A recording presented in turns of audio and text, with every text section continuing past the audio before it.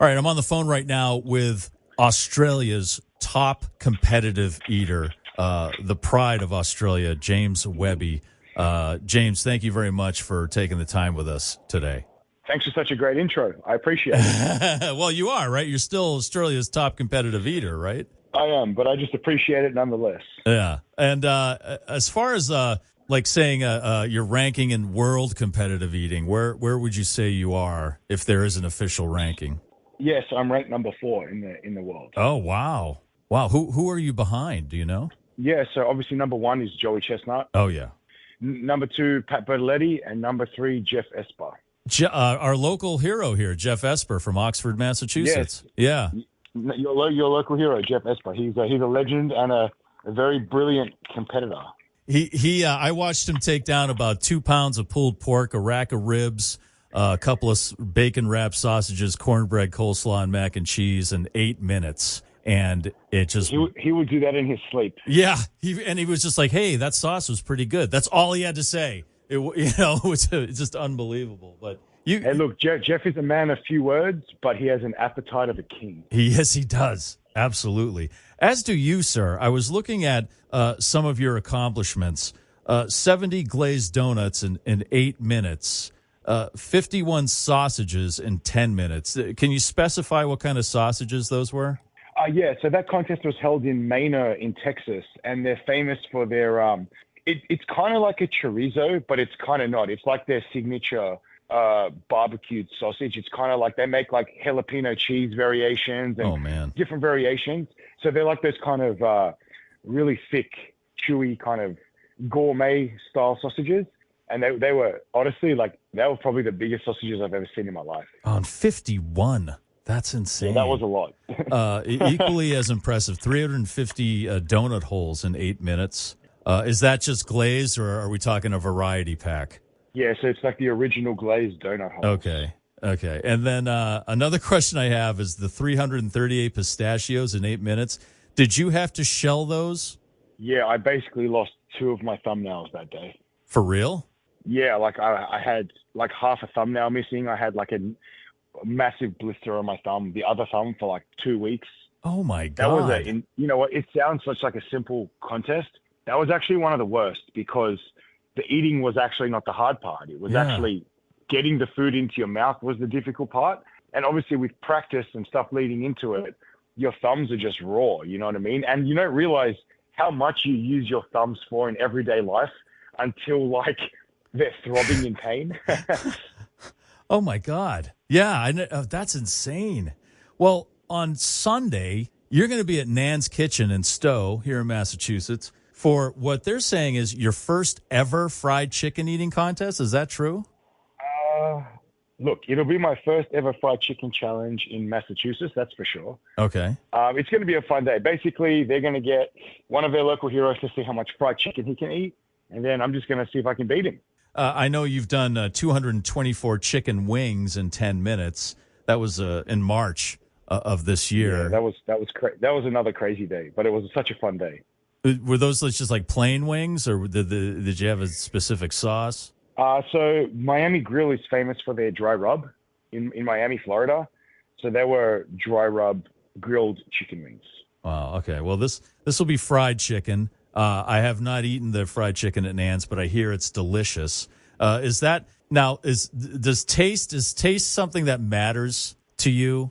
Like say you're 5 minutes in and is that something that still motivates you to eat, or is that even a motivation at all?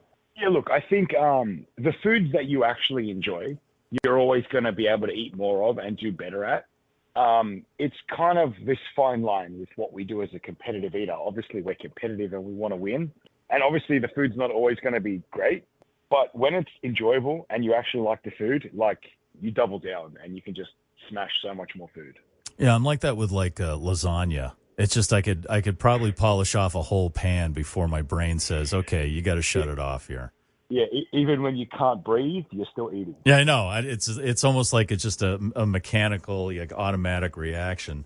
Do you do run-throughs on all this stuff? Because I know the competitive eaters we've talked to do an actual run-through of the competition. Did you do one with fried chicken, or are you gonna do one?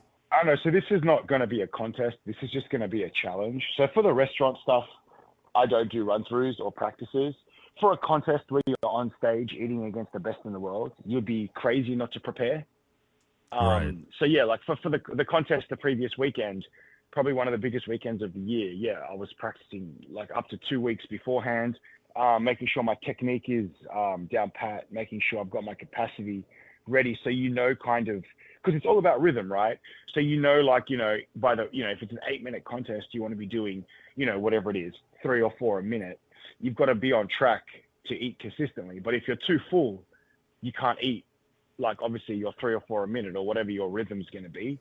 So yeah, for contests, I'll always practice just so I can, especially with chicken wings. We had a chicken wing contest last weekend, and technique is everything.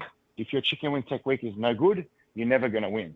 Now, when you say technique, that means like, I know that like when I get a flat, like a chicken wing, I just twist it so the bones separate and I can pull the meat right off. Is that something you practice or to take it apart first?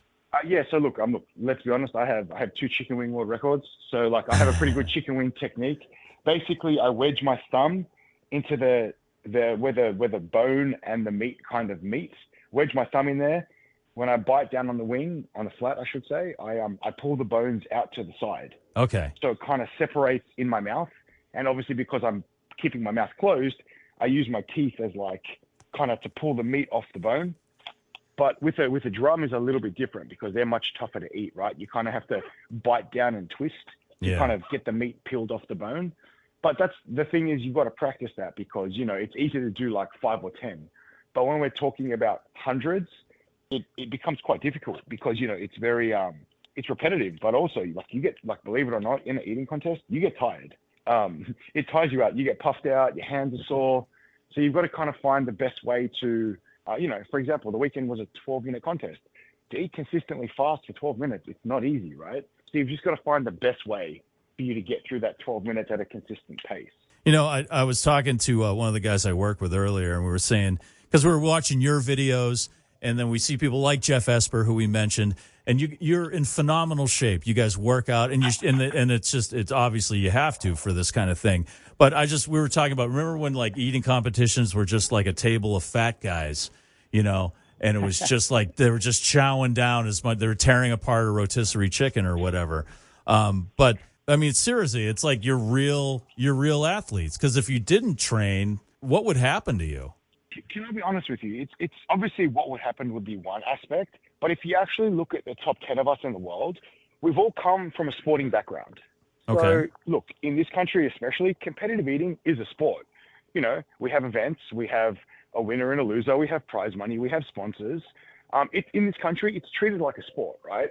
So if you look at the top 10, we've all come from some kind of sporting background where obviously we have to be relatively fit for what we do. I get it. But the other side to that is you can train, and we all train to be a better eater, right? Mm-hmm. So, you take a football player. They go through grueling preseasons.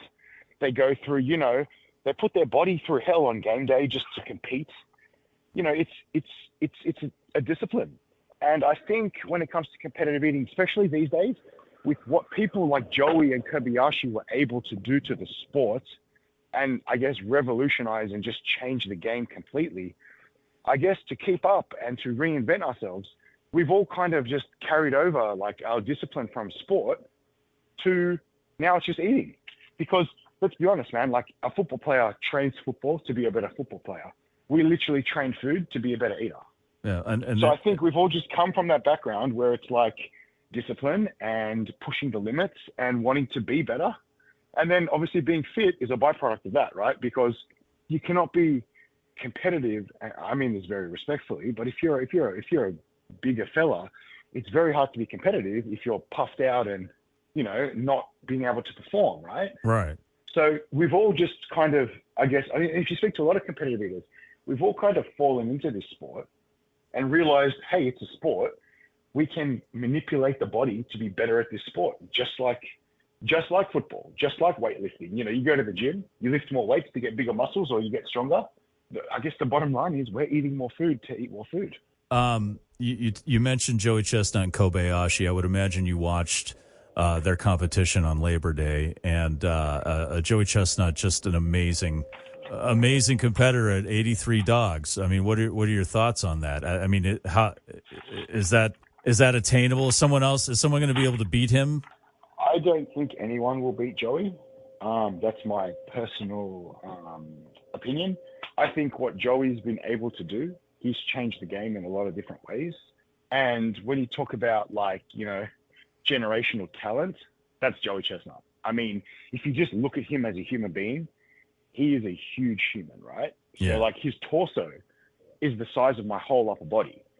So the amount of food he can fit just without trying, just by turning up in his really large body, plus add training and discipline to that, because we all know Joey trains the hardest and he's the most disciplined. To add that all together, I don't see Joey being beaten personally. That's just my opinion. I mean, if you look at, and this is hot dogs, by the way. Yeah. If you look at contests over the previous 1.5 to 2 years, the other contests have been a pretty, I'm not going to say level playing field, but there's a bit more leeway. People get a little bit closer to Joey in other things. I've actually beaten him a couple of times in chicken wing contests. So in terms of ones that include, maybe technique over capacity and speed, another person might have a chance. But in a hot dog contest that is pure technique and capacity, no one's coming close to Joey. And I think that was proven on the weekend because, if I'm honest with you, Kobayashi was another brilliant talent, and he was almost 20 hot dogs behind him. Yeah, it was insane. And that's the thing. It's kind of like you look at the LeBron Jameses of this world that are they're in their own league. They have this phenomenal talent and they kind of harness that discipline to make that raw talent even better. That's like Joey Chestnut. I have a theory about Joey Chestnut's banning from the Nathan's hot dog eating contest. I think that he did this in conjunction with Nathan's and with his sponsor, the vegan hot dog place, and that I think this competition with Kobayashi was a lead up to start another competitive eating league that will lead to a Super Bowl type event that would put the best of both leagues up against each other. Do you think, am I overthinking this? While I really like that theory, respectfully, you couldn't be further from the truth. While that theory is awesome, and I would love nothing more than to be a part of an event like what Joey just had. That is definitely not going to happen, and that is definitely not on the cards. Okay. Well, we can all have a dream, I guess. All right. Well, James Webby, I appreciate your time. You can see James in action with fried chicken at Nan's Kitchen in Stow on Sunday. It'll start at 1:00. Nan's will have Facebook Live and Instagram Live going. And I highly suggest people check out James' social media, especially his Instagram feed. It is unbelievable. One quick question before I go concerning that. I saw you take down that 5-pound soft serve cone. Did you not get brain freeze at any time in the 4 minutes it took you to take that down? I'm actually pretty lucky. I don't get brain freeze. What? But actually, my tongue goes... Yeah, I get the brain freeze in my tongue. So my tongue was absolutely numb, and my tongue was hurting, not my head, which I guess is kind of a good thing. Yeah, that was unbelievable. But yeah, people, you got to check out James Webby's social media. It's unbelievable. James, thank you for your time. Good luck on Sunday, and we appreciate it, man. Thanks. Thanks so much. Have a great day.